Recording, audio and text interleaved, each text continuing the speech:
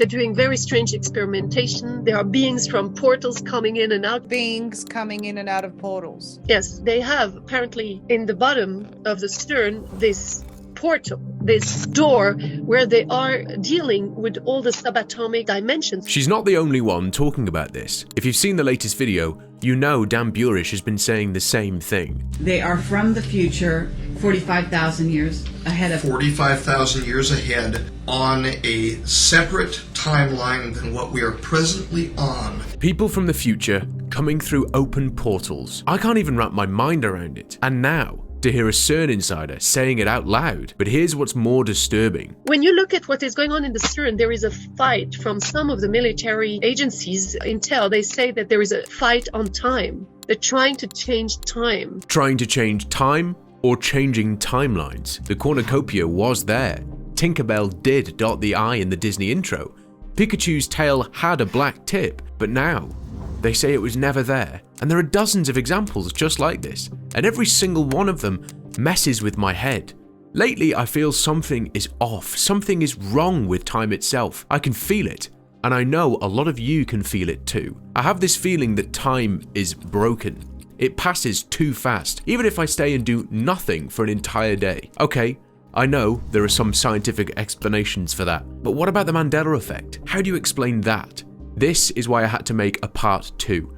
To put it all together, this CERN insider talking about portals and beings coming in and out, this feeling that time itself may be broken, the Mandela effects, and all these unanswered questions and doubts about what CERN is really doing. While researching this video, I came across someone named Frank Jacob, who says, I thought I'd do an impromptu report on something which I think is giving people a lot to be concerned about. The investigative journalist Miriam Hanine recently published an article entitled "CERN Erupts Over Portals, Particles and the Large Hadron Collider." So I followed the link shown below, and surprise, it looks like the article was deleted. Interesting. A journalist writes an article raising concerns about CERN, and the article can't be found anymore. I searched everywhere on their site. Nothing. But I did find it eventually in the web archive, and what it said shook me more than I expected. Let me explain what was in that article, because this is where it gets very, very interesting. All of this comes from the investigative journalist Miriam Hanine. First, you need to understand what's happening at CERN. It's very important. 10 years after discovering the Higgs boson, the so-called God particle, CERN's Large Hadron Collider started smashing protons together at energy levels we've never seen before. Their stated goal? To reveal more secrets about how the universe works. Let's talk about what this machine actually is. The LHC is the world's largest and most powerful particle collider. It's a circular tunnel, nearly 17 miles long, buried 574 feet underground along the border between Switzerland and France. After a 3-year upgrade, it was fired back up in April 2022, and on July 5th of that year, it began a new experiment running 24/7. For the next 4 years, at a record energy of 13.6 trillion electron volts. That's slightly higher than its previous record. They'll collect data, then shut down again in 2026 for another 3-year upgrade, before starting up once more in 2029. The price tag so far? $9.2 billion. The process sounds like science fiction. They take 2 beams of protons, the particles in the nucleus of the atom, and shoot them in opposite directions around this 17-mile ring at almost the speed of light. Then, they make them collide. These collisions are recorded by massive detectors with names like Atlas, CMS, ALICE, and LHCb. Thousands of scientists will analyze the debris, hoping to find clues about dark matter, dark energy, and what the article calls other fundamental mysteries. And almost immediately, they started finding things. Early in Run 3, CERN reported the observation of 3 new exotic particles. The article explains these could help reveal how the most fundamental building blocks of matter, called quarks, bind together. One experiment, called ALICE, wants to study a state of matter known as quark-gluon plasma, a super-hot soup where atoms melt away. Scientists believe this was the state of the entire universe just a fraction of a second after the Big Bang. Another, called LHCb, studies the beauty quark, and this is where things get strange. The beauty quark is key to understanding the difference between matter and antimatter, their opposite charged twin. When matter and antimatter touch, they annihilate each other in a flash of energy. The Big Bang should have created equal amounts of both, but it didn't. Our universe is made almost entirely of matter. That imbalance, as the article plainly states, has no explanation. We exist because of a cosmic typo that no one can explain. In 2018, CERN scientists figured out how to trap it and transport it from one facility to another. The amount they moved, according to the article, had an energy equivalent of about 20 Hiroshima atomic bombs. The research here is mind-bending. They're testing whether antimatter reacts to gravity the same way matter does. This is a fundamental question. If it doesn't, it would break one of Einstein's core principles. Recent results, the article notes, show that within strict boundaries, it does fall the same way. But the search continues. All this research leads to an even bigger idea, one that feels like it's taken from a sci-fi book. The article quotes a theory. Let me read that part directly from the article. Though it may sound like science fiction, if extra dimensions exist, they could explain why the universe is expanding faster than expected and why gravity is weaker than other forces of nature. The search for extra dimensions is not science fiction. It is a legitimate, active area of research in theoretical physics. CERN's stated mission is to search for evidence of them. But then, the article makes a pivot. After laying out this high-level science, it states, unfortunately, the public is not fully aware of the full potential of CERN as it relates to interdimensional communication. And from this point, the tone of this article shifts. It moves from reporting on science to examining symbols, rituals, and unanswered questions. So please, stay with me. It gets really, really interesting. It mentions CERN's logo, which some say contains the number 666. Founded in 1954 by 12 European countries, CERN later expanded to more than 20 member states. It is also where the World Wide Web was invented in 1989. Then, it describes an event in 2016, a ceremony for the opening of the Gotthard Base Tunnel in Switzerland. That ceremony was very weird. I won't go into details here to keep this video safe. You can look into it later if you're curious. The journalist directly connects this to CERN's activity. The last time CERN was turned up to full capacity, strange things happened around the world. The Earth's magnetosphere was affected, and an unexplained spiral was observed in Norway. Then it asks the question point blank: is there a possibility that CERN opened an interdimensional portal?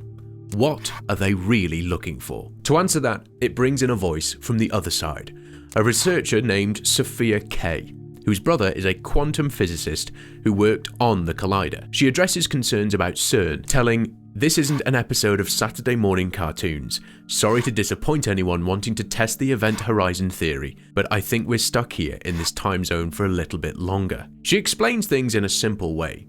Before the LHC was built, there were many theories about particles, but there was no method to test them outside of a computer simulation. It's very difficult to prove that certain particles actually exist. Our theories assume they do. Because of the LHC, scientists identified the top quark and the Higgs boson. These discoveries opened a new understanding of our cosmos. Particle acceleration allows us to test the fundamental nature of matter and reality. Sophia then addresses a common concern.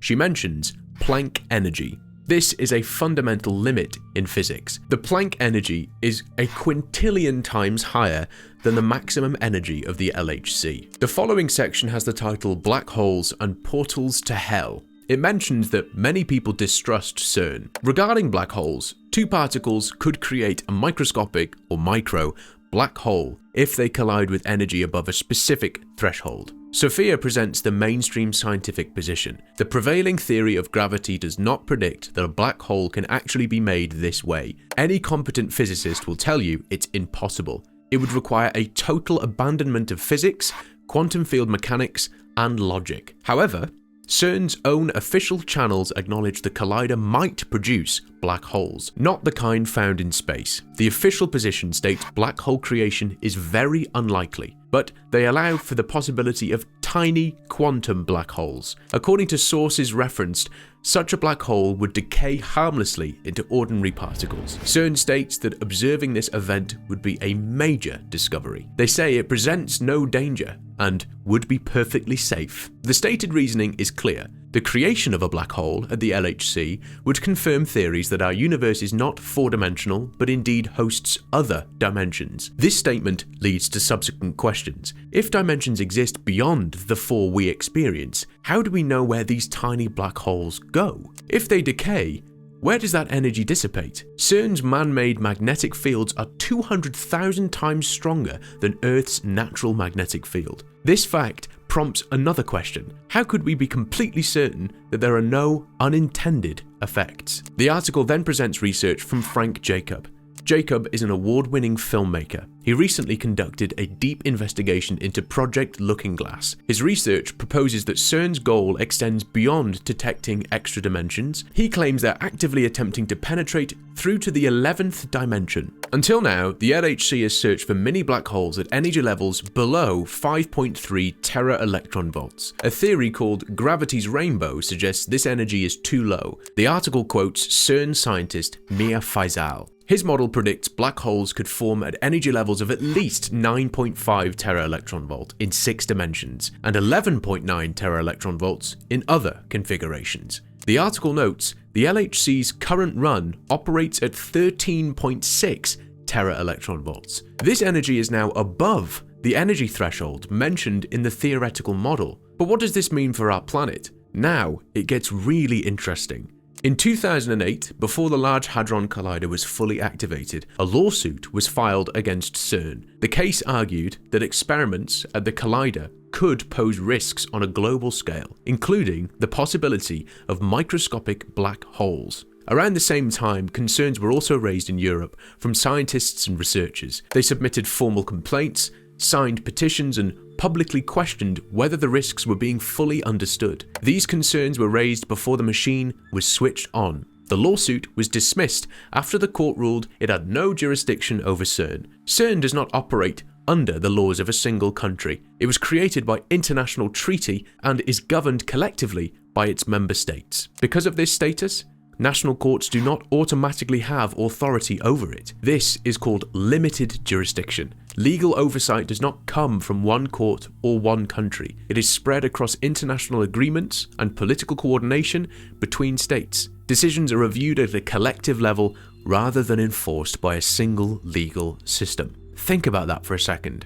A machine built to push the boundaries of reality, operating beyond the reach of any national law. That alone raises questions. Who oversees this? Who is ultimately accountable? Many people have discussed the possibility of CERN opening black holes or portals. This idea has circulated for years. Sergio Bertolucci, who served as CERN's director for research and scientific computing, made an interesting statement in 2009. He said the LHC could discover things we cannot imagine. It could find an extra dimension. He described it as a door. He stated, "Out of this door might come something, or we might send something through it." He explained the door would open for an incredibly short time. The duration is 10 to the negative 26 seconds. This is an extremely small number. During that instant, scientists could look through the door. They could take something out, or they could send something in. Bertolucci concluded by saying the door would then close. We would return to our normal world. He called it a major leap in understanding nature. He said it had no practical use at that time. So, we have these elements. The public speculation about portals and black holes. An official statement from 2009 describing the collider as a functional door. Research into extra dimensions and quantum black holes. A legal system that cannot oversee the project. Now, the article moves into more disturbing details. It mentions a specific incident. It places it on July 13th, 2016. A man described as a CERN physicist, Dr. Edward Mantill, was found dead in his office. The reported cause of death was a self-inflicted gunshot wound. The article says that Mantill had been researching a hidden code in the movement of neutrinos traveling between the Earth's north and south magnetic poles. A colleague describes his final days, saying Mantill had not slept for several days after stepping away from his research and isolating himself in his office. After missing several appointments, he was found in his office dead. His research papers had been burned in a trash bin and his computer had been wiped clean, except for a single remaining text file. That file contained a message. Mantill wrote, "Our universe is but one page in a large book. Think of a closed book sitting on a table. You see each page stacked on top of one another, bound by the spine and sandwiched between the two covers. Our universe is but one page in a vast and all-encompassing book, and our page is certainly not the only one with rich, in-depth thought and writing committed to it. Every page in the book represents a different dimension, each with its own unique writing, own unique story, own unique way of isolating itself from the other pages. No page was to interact with the other, just as no ink bleeds from one page to another in a standard book. Each page is a universe unto itself." After laying all of this out, the journalist asks a direct question. Was Edward Mantill even real? She searched online for records, background information, and any trace of his work, but didn't find anything solid. There were no clear references, no history, no reliable profile connected to his name. I looked into it myself and couldn't find anything solid. Or maybe his digital traces vanished. Who knows? But didn't CERN help create the World Wide Web? The article closes by returning to Frank Jacob, who says that CERN is already generating energy explosions that affect the Earth's Schumann resonances. He points to the year 2029 as a key moment, saying the timetable appears to be accelerating. Interesting year, 2029, right next to the famous 2030, when everything is supposed to change, according to the World Economic Forum, based in Davos, not far from CERN. So, what do we have so far? We have insiders talking about portals and entities and mentioning that CERN is trying to change the time. We have the Mandela effects, a lot of them. We have a growing feeling, reported by many people, that time feels different, like it's accelerating. We have a massive scientific project operating at unprecedented energy levels, exploring extra dimensions, quantum phenomena, and the deepest structure of reality. We have legal challenges that failed to stop it. We have limited oversight spread across international agreements. We have unexplained stories, unanswered questions, and one name that appears briefly and then almost disappears. And finally, we have increasing public curiosity. Enough curiosity that CERN itself felt the need to respond. On their official website, there's an entire section dedicated to answering questions from the public. A full Q&A section addressing many of the same concerns we've just talked about. Let me show it to you. The last one is quite interesting. The first one, is the Large Hadron Collider dangerous? CERN says the LHC is safe.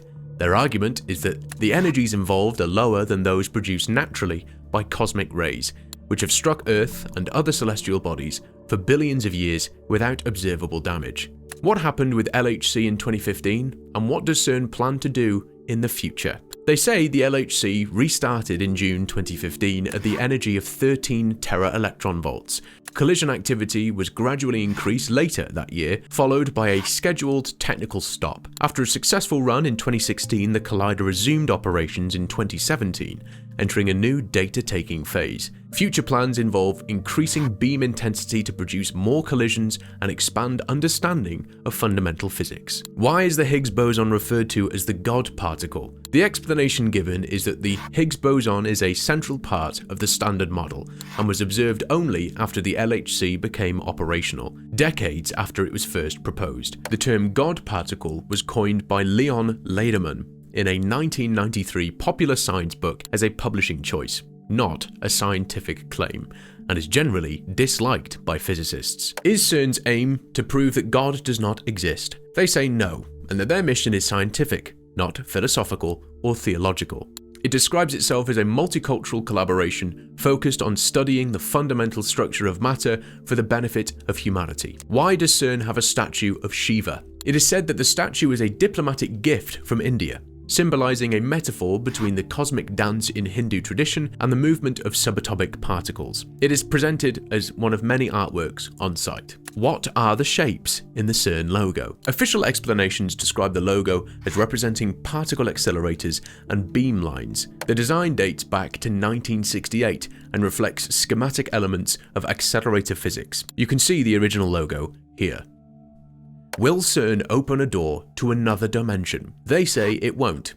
While some theories involve extra dimensions, experiments are described as tools that test theoretical models rather than creating physical openings. What did Stephen Hawking say about Higgs potentially destroying the universe? It is clarified that Hawking was not discussing the work being done at the LHC. The LHC is described as observing nature at a fundamental level without influencing it. Measurements of the Higgs boson suggest the universe exists in a long-term, quasi-stable state, far exceeding any imaginable timescale. Can the LHC have an influence on weather patterns and natural phenomena? The response given is that it cannot. The electromagnetic fields generated by the LHC are contained within the magnets and are comparable to those used in medical imaging devices. Will CERN generate a black hole? The explanation provided is that the LHC will not create black holes in the cosmological sense. Some theories predict the possibility of microscopic quantum effects,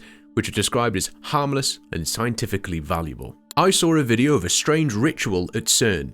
Is it real? They state, no. This video, from summer 2016, was a work of fiction showing a contrived scene. CERN does not condone this kind of action, which breaches CERN's professional guidelines. Those involved were identified and appropriate measures taken. Interesting year. Wasn't 2016 the year that tunnel in Switzerland officially opened? Well, we've reached the end. As always, I'm not here to tell you what to think. Do your own research. Look at the facts. Draw your own conclusions. Thanks for staying until the end. Let me know your thoughts in the comments. If you found this worth your time, a like or a share goes a long way. And subscribe if you haven't already.